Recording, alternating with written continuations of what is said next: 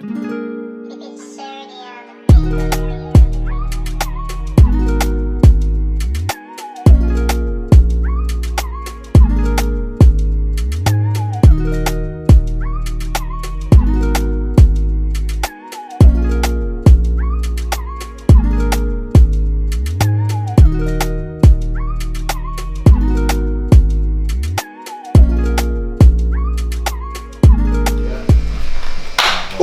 Alright guys, new year, new season, season 2 of the Barbershop podcast. It's your boy Lionel LeQuinn. You already know. Introduce yourself. Mitch Fly. You already know. My name is Johnson. I normally come here to just hang around with the people down here. I live all the way in Wembley anyway. Okay. I am Io, and if you don't know, get to know. But I know Mitch, come here, get my hair cut, have a good banter. I'm going to talk about the community. You already know who I am, I'm joking. Only Barber, Perry Morgan. Jeez. Let's go. There we go. Alright lads, so what's the topic today? What we're going to discuss? I think we're going to start off with the community. Community? Kind of all of us with our diverse backgrounds. As in our community. As in, I think our community. Yes, okay. Kind of what we know already. You know what I mean? Yeah. Where the different countries merging into one. You mean the black community? We need. I Or say. do you mean the ethnic minority? I would say. You mean just the British community? No, I'll say no. Maybe you mean your community. Yeah, our community. I'll say our Our community in. You could say within the Our black neighbour, community. whether it's white, Indian. Okay. Yeah. Okay. And how what your experience is within that community, Okay. as well as do we have community as a black community? Because there's so much different people from different parts of the world coming into London, and we are like what 3-4% of ethnics in terms of blacks in the UK. Are we misrepresented in different things? And not just that, you know, focus on mental health and probably how can we better our own black community in that sense, you know? Yeah. So I don't know. Where are you from? Country-wise, parents, English. Are you British? Yeah, First of all. British. Yeah, British. Like, obviously born here, second generation. The Background is Jamaican.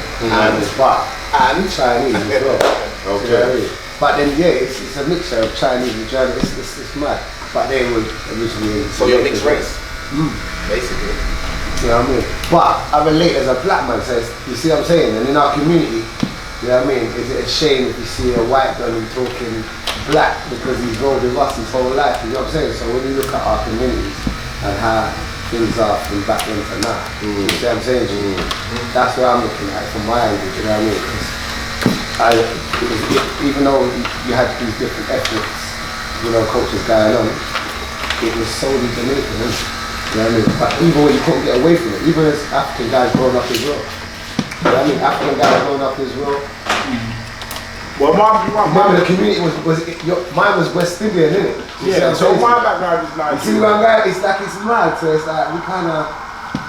If I tried to bring it back to sort of. It was black. It was like it was West Indian guys, Dominican, Jamaican. You know what? To be honest, you did have one or two. You had a lot of Nigerian African guys, you know. But you know the difference between back then. Don't know if I'm going off topic a bit. Back then, what would you say? What year back then? When Back you say then, so we're talking about late 80s, early 90s. Yeah.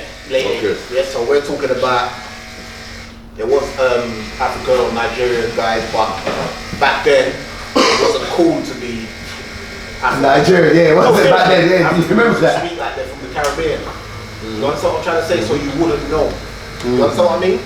You wouldn't know back then. It's like Now, you guys have taken over the scene. Now everyone is African. Now you got the Caribbean. yeah, everything. Setting in Africa, Africa yeah. and stuff like that. Which that's how it should be. But before it's more naive. Yeah. You understand what I'm saying? I have close friends that will say they're Jamaican. Not even thinking that there's more than one place in the Caribbean other than. And that's what confuses me, you know, because we all grew up like together that way, and then we talk about supporting each other in our communities, you know what I'm saying to you? But yet, there's that diverse, you know what I'm saying? There's that divide, slightly, do you understand?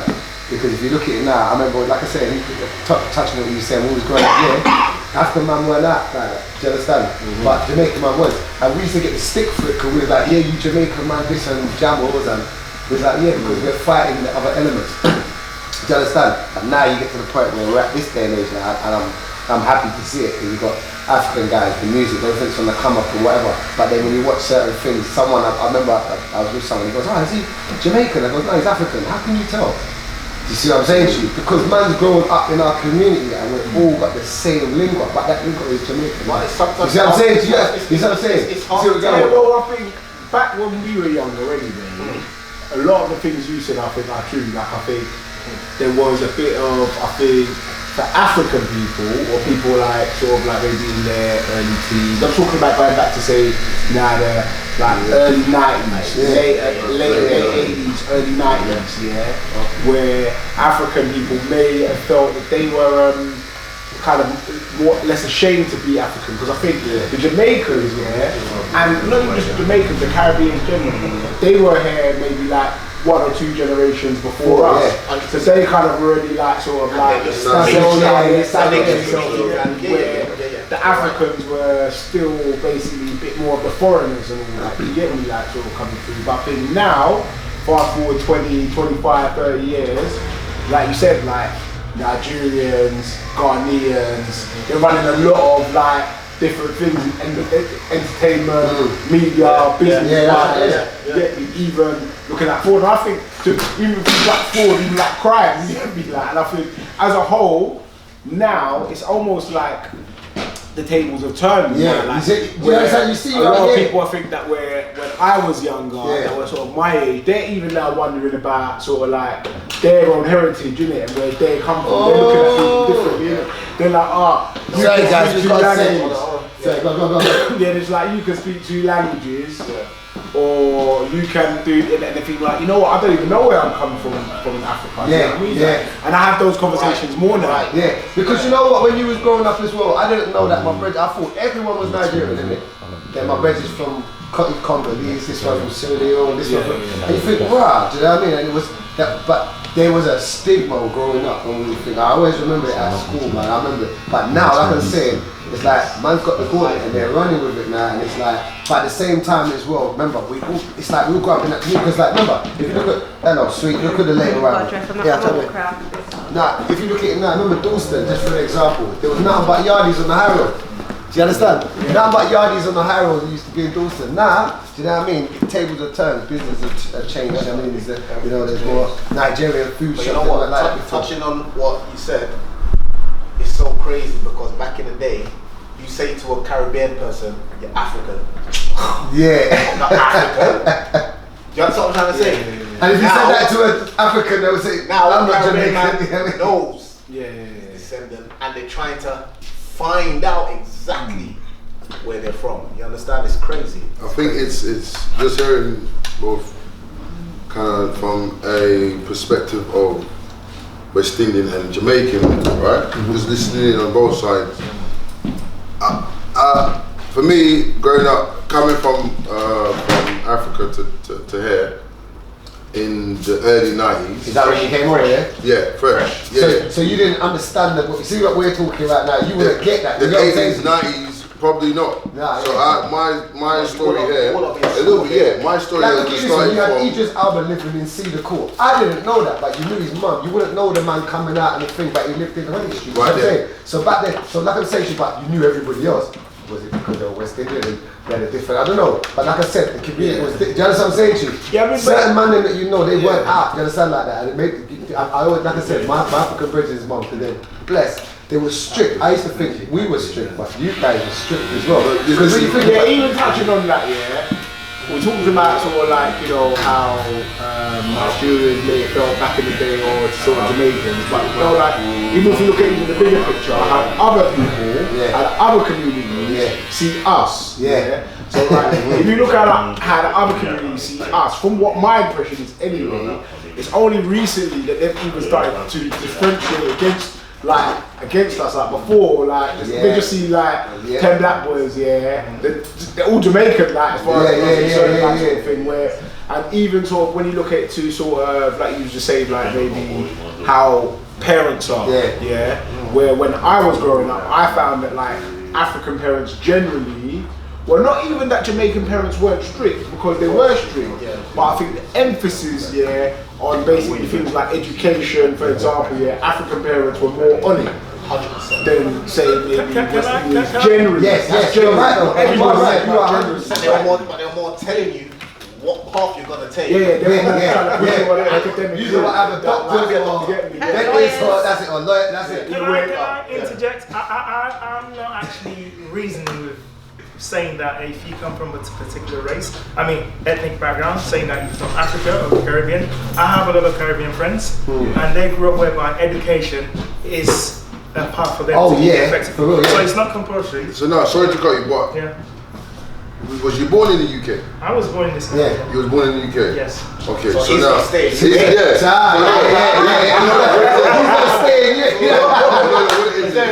No, but you're gonna see a different... That's why we're talking about. the community, This is what I'm saying. So, he's gonna see it from a more mature perspective. So you might have seen the 70s or something, I don't know. Yeah. And 70s, in the UK. And you know why that was as well? I'll that's- tell you why that was. Because when my mum, I'll tell you from what my mum used to say to me, she said when she was at school, that's your mum used to tell this. No, this is what they used to say. You're either going to work in the office or you're going to work in McDonald's. That's what they told them at school. Actually, And the thing is, people that let me just last one. They won't like if you see like this is our truth, isn't it? This is why I feel like this one today is good about community, because some of the things that like are some things are misconstrued and they're misled as well. Like without having that knowledge and people telling the full truth, you know what I'm saying to you? You won't even know. It's like people will walk down there. I heard a man the other day walk down. This is an example, not coming off the topic, and it's like, oh my god, this area is so nice. And I'm like, what? But yes, it is. Do you understand? And that's me being biased. But I had to look at it and say, yeah, it is nice now, but we're still living in that time. So when we got grandparents right now that's still alive, and you know when people say, for instance, racism, there's people say, oh, is there really racism? Your grandparents say, yes, there is, because they can see the underlying things. Like they're so experienced with it, they can see it before you even open your mouth. You know that type of thing. So that fits perfectly. So in community, there's different levels of thoughts and. Do you understand? And experiences as well. Do you understand? Do you know what you said about you? So even though you was born here, you might have had a slightly different experience with Caribbean people. To be honest, so when to be honest, I didn't, because I lived in an estate in Queen's Park which is called Mosaic Estate. Mosaic Estate was one of the biggest estates in the 70s, and to be honest, it was a lot of Jamaicans. It was only me and my mom and one Ghanaian resident that was actual African in that estate. What was your mom's views of you going out when you was younger? Like you weren't really, you couldn't just freely just go out the door. No, I couldn't just go out, but we had a house full of people. You see, the theory I was just I've just sort of like got here, right? Is because you see you were probably, when you was growing up, the Jamaicans that you grew up with were more of the sort of first generation behind the first. Maybe. And you know what? One killer thing is what I just see all around me is like hunger, innit? You see, like when they came over here, that first generation people, they weren't messing around. You get me? Like they were here to do everything. That's why you might have seen came on a different mentality to them. Getting things. But his generation would have been the first kids. Yeah, that's what I'm trying to say. But you see, like 70s. even now, what we see now, that in our day, when I was growing up, when we used to see the things like the murder mile, when we talk about like all this stuff. Now let's be real. Back in them days, they were the ones that Africans. There were Africans involved, but it weren't really Africans in West Indians generally. But if you look at the next generation after them, right back now, it don't matter where you're from, bruv. Anybody could get it. It don't matter like. You see, like, because what it is, you see, when you get comfortable. And people are born into a bit more of a comfortable situation, they're a bit more like the thing, then sometimes we lose our morals, innit? Yeah, that's right. We lose our like sort of like, you start forgetting about sort of like where you came from. Do you know what I'm saying? Do you think as well? Yeah, about the struggle, innit? Do you think as well, because I look at things like, I say this to a lot of guys on a regular, like, see, like what you just said, like Murder Mile and all that things, like people that might watch this now and say, oh, Clapton Pond was like that. Yeah, it was, and even here, Frontline or Sandra and Rose, they wouldn't believe it. They wouldn't believe what was going on, or the crack man would be just in the corner booting up right there, like all day long, right? Do you understand? Or you regularly see someone just spitting something out, and that's it. This is our truth. You see what I'm saying? They really get there, but when you watch it now.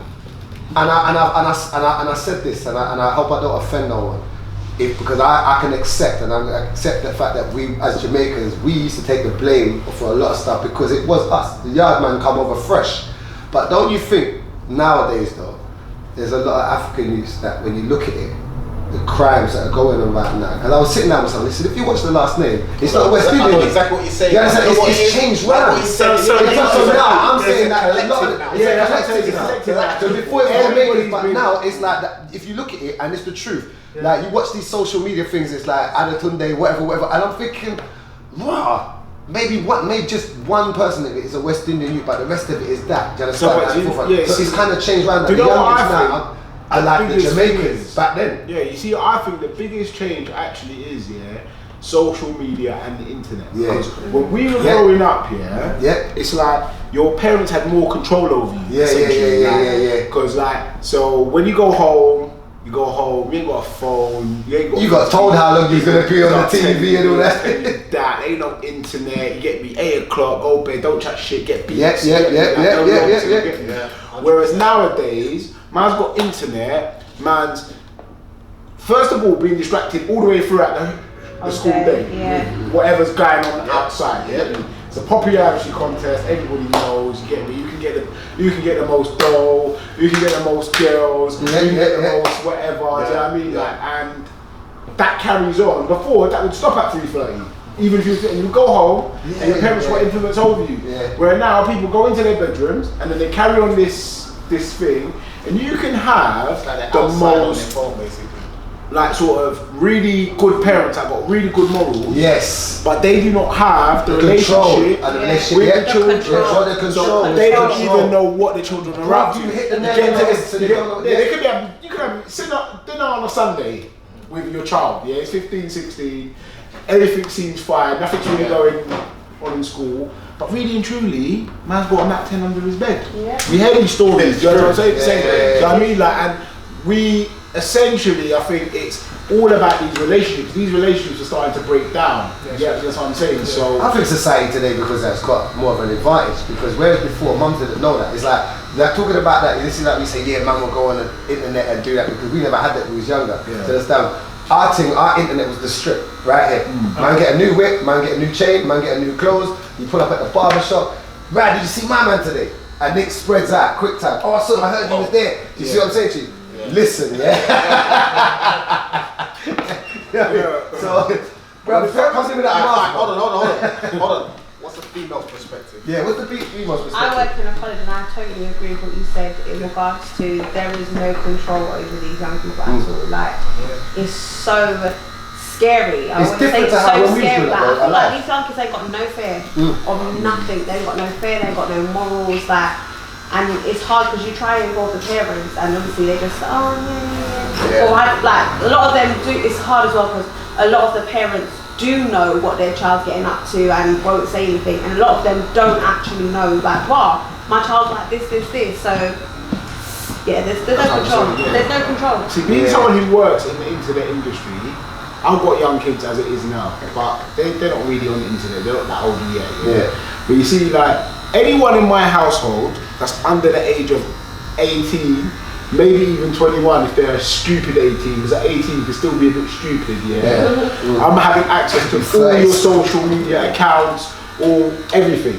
You know what I'm saying? It's not like man's going to be going there every minute and trying to get involved in what you're doing, but the truth of the matter is, the internet is actually a very scary place, and you need to be able to have the right relationships with your children to know what's going on. Because back in the day, I was probably one of the first people on the internet. You know me, bro. I used to go to hack them to Clapton Live and have no internet. And I was linking girls from them without even, that's before pictures and all that. I mean, at the bus stop down, blah, blah, blah. You know what I mean? But I was a young 16-year-old boy, confident, whatever. But that could be your 9-year-old girl, 8-year-old girl. The parents don't understand the technology. They don't know what I'm dating. As far as my mum's concerned, they don't go out. She don't know anything about it, innit? So, as parents, really understand that stuff and control it, because essentially you wouldn't just see when you say control them outside. Do you think some of the laws that have been like imposed? Sorry, that's my name. That's George trying. Yeah, imposed over the years, like say for instance these ASBOs or not being able to hit your children. Do you think that is what I got too much damn right? Right, that's what I'm saying. So and they know it. That's what they know it. They know it as well. Because like, so I actually tell my son, it's on camera, I don't care, social ain't gonna say nothing to me, right? but I tell my kids straight, like, seriously, when you're ready, like, there's gloves. There's ways of you actually being physically beat your kid, you know? Like, seriously, put the gloves on, right? That's it, let's go outside. Now, I'll tell you straight, like, because when we was growing up, you walk down this road here without no CCTV, without no mobile phone, without nothing. You get to your house and you're doing any kind of fuckery outside, and you got home, how the hell do you know that I was doing that? You see what I'm saying to you? Because of community. Somebody took their 10 pence or that green phone card and put it in the thing and dialed your mum on the house phone or sitting on the leather sofa with the little plastic over it and said, what may I hear? Do you understand what I'm saying to you? And they were out on the road and they would come and grab your youth. Before you even got to the top of the road, your mum's there. Yeah, she's smiling. Yeah, you think it's smart. That licks. But now it's changed up. Yeah, it's changed up. You understand? That's what I'm saying. Like community, it is, the internet is a whole different setup. It's a whole different thing. Like I've even looked at it like, right, you don't even need a shop to do anything, you know? Do you understand? You can, and it's a different way of thinking. If you're old school and you want to stay in that way, you will be that shop front owner, if you get what I mean. Yeah, but if you change with them and progress with these kids, you got to kind of go with them as well. Otherwise, if you just give up, that's the thing I don't want to do, is like kind of give up on it, because then I feel like I'm far behind. I don't know what they keep. No, you have to try. You have to keep. At the end of the day, and that's part of me coming from the community where I come from, where you're like, you keep the eye on the ball sort of thing. Would you put your teenager in a room, leave them there, yeah, with the door open so anyone can come and talk to them? No. Anyone from any part of the world can walk in to that room and talk to them. And that's essentially what you're doing. You put a computer in a teenager's bedroom or whatever and give him access to it, not monitoring it or whatever. You're basically saying, cool, there's a door there and you can speak to anyone about anything, anytime, the day or the night. Same with computer though, you can be playing anyone online. You see all these, so when you start, back in our day, there weren't no, like, right, man's got beef with those guys from Fields, let's make a music video. Man would put together a 5G music video, high definition, pull out a long sword and that. A man would send it to a man, he's going to get it instantly. Yeah. And then all of them are going to see it and they're going to say, yeah? I've got beef with them man now. Do you know what I mean? True. We didn't have any of those. We didn't have any of those things. The worst you might have is, you know, your school finishes at 3:30. Like we all cut down around there, and usually there's a few of them man around there. And that's it. That's it. If you miss that spot, then it's maybe carnival. Yeah, carnival, And that's it. Once a year, carnival. And there was no rewind, there was no nothing. You couldn't go like, oh, watch this. If you missed, was you not there? No. Like, it could happen so quick. Humiliated, you know what I mean? And you have to remember right now, the government is now putting restrictions on what you can do on the internet in terms of kids. Yes, there's going to be kids are smart, you know. There's going to be new laws that are going to be implemented on certain sites you have to go. Even if you do have a kid at home, you can actually have like a web host restriction that you need to be able to know that more than your kid. Yes, absolutely. So the host restriction can actually block them from going to a certain site. And then everything's open, you don't even know. Yeah, so you know what I mean? Because that's how they go in it. Yeah. So these are the kind of things that actually come, because look at what happened to Carrie Black last week. Who took her life. So that leads to it as well, you know. Do you think like the internet and mental health, same with community as well? Some people in our community, I've noticed that because of the change, you see, like in the last 10 years, there's a big massive change within everyone's community. North, south, east, west, shops changing. Certain people coming from outside of London. I'm getting to this. Not from your community, and they can. Setting up business and things like that. Do you think like there's certain people that with the change that is adding to the mental health as well? Because you see what I'm saying, like you've got the internet. What is it within? When you got what do you look? What is it? Because all day. Like I said, that's gonna do something to you. Yeah. Yeah, there's a wise Twitter, man. Do you understand? It goes deeper than what it is. Because like you said, when we was growing up in our community, What's that? you could say, "Wow, there's something wrong with my man," you know. Now you don't know. You could see a man on the road, and then you're looking on the internet that there's something wrong with this person. Do you see what I'm saying to you? Yeah, there's a wise man who once said, "What you put out is what you receive." So you have to be careful because the media is actually designed to imprint stuff into your head, and they want you to select that information out to people. So you have to be careful of what you read on the internet, because not everything on the internet is correct. That's right. So that's the reason why I always say anything to do with PR and journalism in this country is evil. Yeah. It's all BS, forgive my French, because anyone can put anything on the internet. So you have to be careful what you read and what you imprint into your head in order for you to actually direct that information correctly. So that's the reason why we believe that our community is messed up with so many things. Yeah, but don't you think one of the biggest problems in our community, right, Yes. is essentially drugs?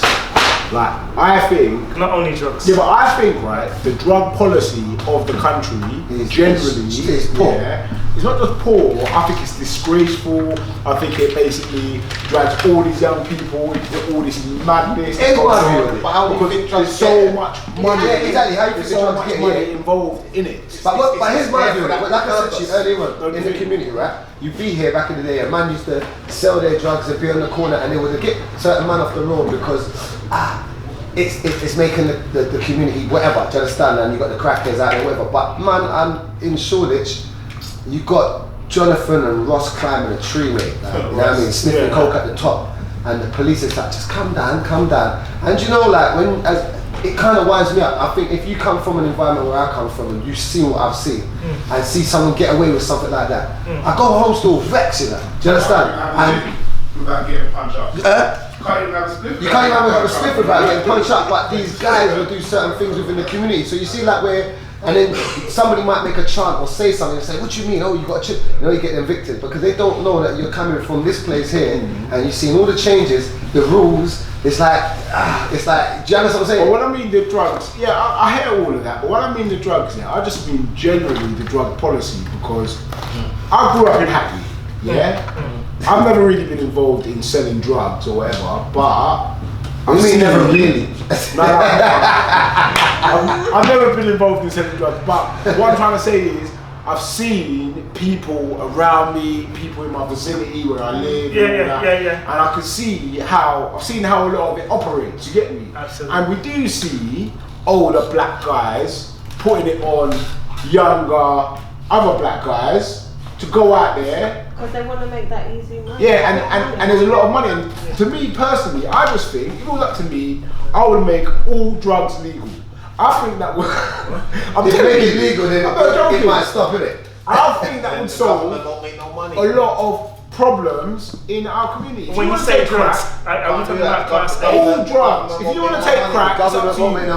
If you want to take drugs, it's up to you. Go over there. You can buy it in there. It's going to be good stuff.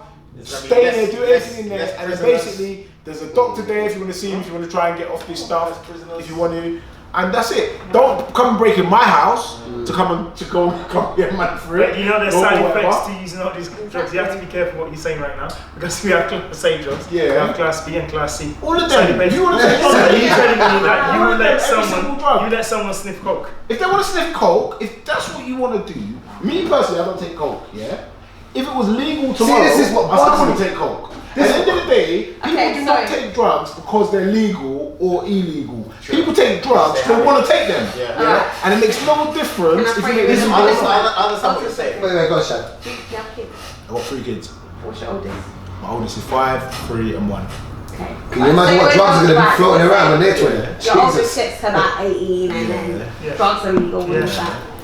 Go into a room or his or her room, sniffing up. Yeah, candy, as they call it. What are you going to say? But it's still right from wrong. First of all, You say, well, that's legal, like. Okay, so first of all, So then who's controlling that matter? You as the parent or the law? So first of all, you know what I'm saying to you? Because there's if many it's laws legal or that I not told my son that you can still find yourself in that situation. People do find themselves in that situation. Now, the fact that it's illegal, people walking there and like, what the fuck? Yeah. So at the end of the day, as far as I'm concerned, it's all about education and basically, it's essentially that's what it's about from an from early on point to people understand what these things are. Because when you think about it, we already have some kind of education. No one wakes up one day and wants to be a heroin addict. No one wakes up and says, I want to be a crack addict or a coke addict. No one does. You have to remember no one does. They end up in those situations. Yeah, circumstances. Different kinds of circumstances. What I'm trying to say is, being in the community, poverty. Yeah, what I'm trying to say is, once somebody is addicted to a substance or whatever, they're going to want to take it. So there's always going to be a demand for stuff. And then when we come back to what you just said, poverty, and you put those two things together, and you're making something that is basically illegal, yeah, you are gonna just you just affected people that look like me mainly. Yeah. Like that's what I see, and I just see that if they was to change the law, certain man can set up their own little shop or whatever they do, and it's not like it's not a new thing. They've done it in different places. Look, in California, in America, in all these places where they got weed for starters anyway. That's legal. They've got less crime.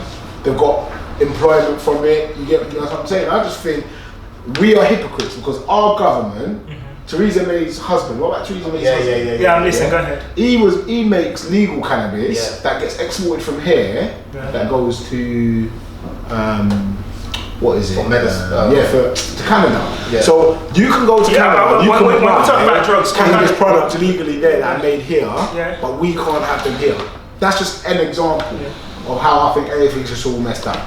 Okay, now say the word. You know what? Do you think that was well said? I'm not lying. I'm telling you, listening to you, Just listening and just trying to, from everyone's perspective. So we're talking about community, right? And me personally, I want to understand what's happening within the black community. Okay. Because that's where I am more present, right? Yes. So I have more to say in that particular community. Now, would you say that there's a conscious attack on that black community? Of course. Yes. Right? Yes. So okay, now first and foremost, do we understand what community is? Because if you look at where we are, we don't have no community leaders. There's no community leaders. There's no one that's leading the Jamaican, the St. Lucian, the Ghanaian, the Congolese. I'm gonna say that. Who is standing and representing community? You do. But some is there one? Is there a few? Which them leaders today, they've got people under them that's quickly, not slowly, want to be leaders. Back in the day, and I can say this, people would look up to, say, Plaza, your brother. Do you understand? Because he was a community figure.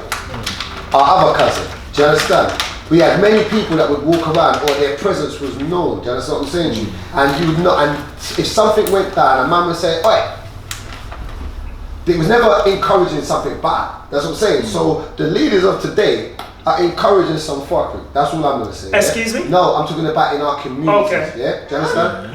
Listen, follow along with me, yeah? But whereas the ones from before, do you understand, it weren't like that. You know what I mean? Certain things were a bit hush-hush or what, do you understand what I'm saying to you? But you had that then, you had certain people that were the pinnacles of our community, do you understand? And you understand?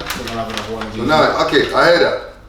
What I'm coming from, what I'm trying to say is, for example, Nation of Islam, right? When I was watching the thing of O.J. Simpson on Netflix over the last couple of days, right? Interesting story. And then I was watching the thing with the King of Harlem or something like that. Godfather of Harlem. Now, anytime there was an issue where a senior black person needed some kind of protection, they would go to the Nation of Islam. That was almost a voice that stood for the black community in America at one point. And then no matter what, they would always be there. Okay, we're here, solidarity, boom, boom, boom. We don't have that in the UK. And do you know what it is now? Before, when it used to be, and I can say this because I used to see it, in the Jamaican community, I don't know how much it is within the... We can't say Jamaican, we just say black. I can say that. I can say that because I grew up as a West Indian Jamaican. I never grew up Nigerian or Ghanaian. You can say collectively black. But he's telling me his own experience. It's about the community. This is my point of view. So I'm saying, when I grew up, do you understand, there was a leader within the Jamaican community. You don't have to call names. What? They would like, so if there was a drama, do you understand? Someone would go to that person and you would understand what this was before. You know, like I said, before the internet and all that stuff, you would know what was going on. But then the police would be involved and they would go to that leader as well, because you have to remember, a community could not exist without numbers. Do you understand what I'm saying to you? So, as Jamaicans as well, it has been broken down and divided as well. So you don't need to have to go to any leaders anymore. Not like you used to have to go to back then. Do you understand? Okay. Like, do you understand where I'm going with that? And this is how I see it. And yeah, something is how I see it. There ain't no. But now I'm walking down the road and the man that I know that man used to go to when he could resolve a beef, he's just a regular guy now.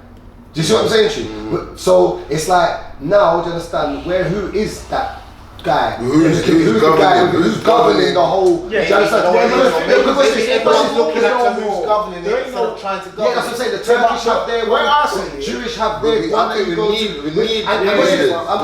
But listen what I'm saying. Listen what I'm saying. I'm part of the community. I'm my part. So are you, but we need appointed leadership within the community to make it go somewhere. Yeah, but now we have organised. But this is community. We can't have a community if we don't organise it. They're organised. Thing they've got a membership. Do you get me? They've got to register, join this organisation or whatever it is, and then when they speak, they've got a bit more credence in it because they are like basically saying we are organised, we represent X amount of people in this community, and this is what we say. Well, this is what we want. And see, this is my point exactly. There's so when I listen, taking things in. When you talk about community, right? Yeah. When you talk about community, right? And we're not organised. Is it really a community? And then if there's no organisation, then anything can infiltrate that community and bring all kinds of drugs, this, that, into the community, and we have no control. Here's another perspective on it as well. Back then, there weren't so much barbershops. I'll give you another thing about community as well. Man, they weren't going to the African man barbershop. You're an African man. You're one of the big barbers on the road now. Do you understand? See how things have changed. So I think back then though, I think, right, it was slightly justified. Slightly. Yeah, it was. Yeah? It was. Listen, there's certain areas and there's certain parts of London. I don't know what was going on in certain parts of London, but I could say for Hackney. And in Hackney, generally, most of the African barbers, maybe it was just their style or whatever, yeah, but essentially, the creativity wasn't there. You see, what happened is, whereas now, we are in this community, we're more integrated in the community. The new generation of barbers that have grown up in this community, like Mitch, which is a yard. He's got his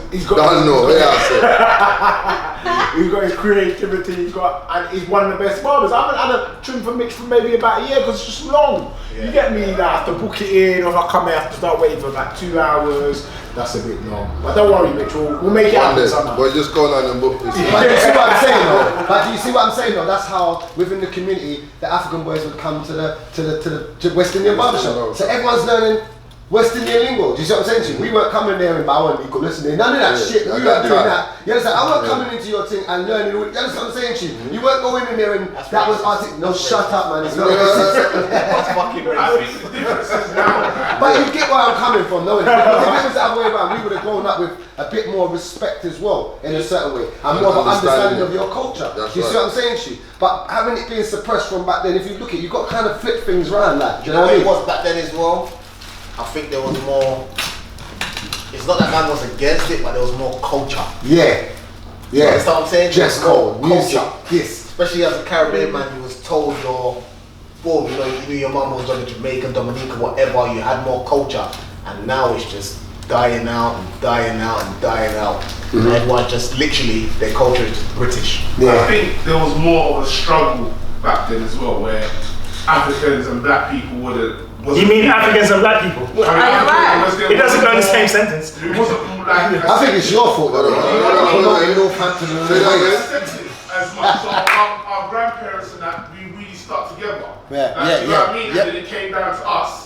And then somewhere we're more free. You know why you're right? Because you got back then, who was doing all the cleaning jobs and stuff like that? That's they say the Eastern Europeans are doing now. And all the jobs that it was the West Indian Africans. Africans and Caribbean. African and Caribbeans are doing the cleaning jobs. That's when the struggle was real.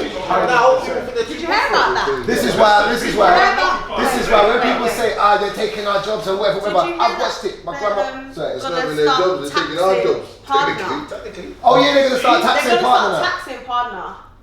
Partner, remember partner from the barbershop. Who told you that? How are they gonna monitor that? How are they gonna monitor that? They can't. There was someone on there talking about the thing. She was like, yeah. You know why they can't do that? I'll tell you why they can't do that. They're trying to say it's actually an Partner Have you ever been in a partner? collective collection of money. Have you ever seen when that person don't get their money? Oh God, it's not. So you can't tax that. No, but what they can is what they can is this is what it is. If I'm looking at it, as long as it's not getting in a bank account, but if there's 10 people putting £100 in, some people want it to be going, they say paying to this bank account. So if there's 10 people putting money into one bank account, where does this money come from? Then they say what it is, and then they're going to try and tax it. What they're trying to do is a form of control, because when you think another source of income, it's how you word it though. Each person says I'm borrowing it. Put it back. That's right. You know what, right? But does that happen anymore though? Yeah. Partners yes. Not as much as it is. Not as much, but it's still going. You know what? You see the partner. What we have as partner. Now you have other races that use their partner, but they use it in to open business. Business. That's their partner. That's their. You put this. You put that. You put that. Our partner is to get buy new cars. Let's say wait, but they're putting it in there. Do you understand? So they're all putting a big hand. They're all getting the thing, opening the business. It's this. So okay, now let me ask this question in terms of community. Give me, if anybody give me 3 names of any, of any black leader we've had in the last 20 years that represents the African and the West Indian community. Are we talking about role models? No, represent that stands for. Akala. He represents. Akala. Yes. Okay. David Lammy. No, I don't think so, man. Really? I like this. No, man. David Lammy. People try to give this guy a hard time. No, I don't think so. What? Because man went little. I just think you're going to say me. I like the brother, don't get me wrong. But sometimes. David Lammy is an educated black person, who actually understands the issues that a lot of black people have, and most importantly, can articulate them and is in a position to speak to power. For example, if you look at something like the Lammy report, which he done, which is essentially about black people disproportionately being in prison. Like, you will hear about that report. That sets the tone. That sets the debate. Brilliant. The thing, and that is something that he's actually done for us. If you want to start talking about other people, you got to tell me what they've actually done. You come and talk all this jazz and talk all this whatever. What have you done? What about Akala? Tell him, will you? No, Akala's cool. Okay, now you guys are talking about. Okay. You're talking about people that have something to say. That have something to say. No. Sometimes maybe we don't necessarily need more people like. Hear me out, right? See if it makes sense what I'm trying to say. These people talk strongly about black issues. Yeah, cool. We like them. You understand where we're coming from. But when we talk about community, we're looking at the Jewish community. These are people that have probably gone through what we've gone through, and proclaiming they believe that they've gone through worse than us, which I don't think so. There's no way that they have gone through worse than what black people have gone through in this world. You better be careful. I ain't scared of nothing. No. You might have to apologize. But anyway, my point is this. I discovered that the Jewish community have their own ambulance system, they have their own policing system, all kinds of different things. They have their own end. There's a border just there. Newton, an invisible border that once you go over, you know exactly where you are. You know that. They've slowly brought up. So now this is community that have come from hardship and struggle, right? And then they made a decision. And there's leaders. There's a conglomerate. There's a head body. Where's our table that decides what happens to black skin? Slavery, bro. Slavery, like our mentality. This is one of the problems of community. Because you got the West Indian way. You got the West Indian coming in. You got everyone's coming. Everyone's now segregating themselves. We don't like. So how can we ever have community? Jewish people. It's true. How can you have community? Is because the Jewish people, they're bound by their religion, essentially, their way of life, their thing. Essentially, they all got roughly the same belief system, belief mindset. system. Well, don't get wrong, because you've got certain Jews that don't interact with each other. We are very diverse. So their mindset. You know what I'm saying? We got different vibes. You get Okay, me? so we need to Even the start changing Nigerian our man will mindset. tell you that the jollof rice that the Ghanaian man thinking, boom, you get me? He will tell you what kind of like, he said it's jollof rice. By the way, why is that? And don't just say. By the way, by the way, just a quick thing. I was at an event, right, and I noticed that all the Ghanaian and Nigerian women went for rice and peas. Why is that? If jollof is the best. What? No, because they have that all the time. Don't what me. No. The right question. You don't answer. Such a big thing about No. Ghanaian. No. The first one. In our community, you used to eat. Wait, let me tell you about the answer. The answer to the first one is. The answer to the first one is, yeah. No, they why don't do they eat like rice rice and peas? Why? Simply because they cook thing all the time, jollof rice all the time. So when there's an option, when there's an option, I prefer my own. Let me just try something different because that one will probably be dead. The Ghanaian and the Nigerian one now is another problem. Ghanaian jollof is better than Nigerian though. I say Senegalese. No Are you from Ghana? I say Senegalese. But do you know where I say if you came to that Is that conclusion, from Do Ghana? you know where Where did it come from? you know they where labelled it wrong. That's what it was.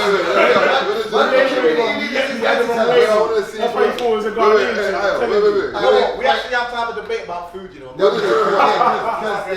you know where jollof rice actually came from? Where does it come from? Senegal. Alright then, what's this? What was the best food in our community growing up? Senegal and Gambia, yeah. What was the best food in your community growing up? What was it? Was it for you, Jamaican? Pounded yam. I'm not gonna lie, because I did go through it all the time.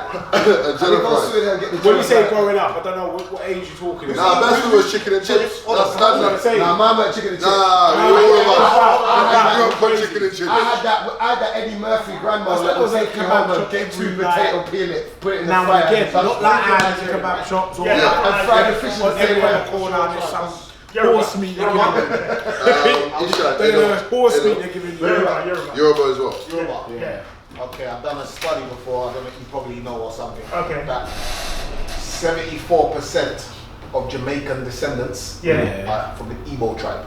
Did you know this? Okay, Look it up. Because there's an ex of mine. She actually studied history because they said to actually study Black history is much more better in the United States than this country because the Black history in this country is diluted. You're right. So if you want to study Black history, yeah. you have to go to the United States. And she actually said the same thing too as well. Yeah. So as Barbados too as well. Yeah. Most of the Barbadians. But with that being said, that Black history there as well, a majority of it is American Black history. No, but what it is? No.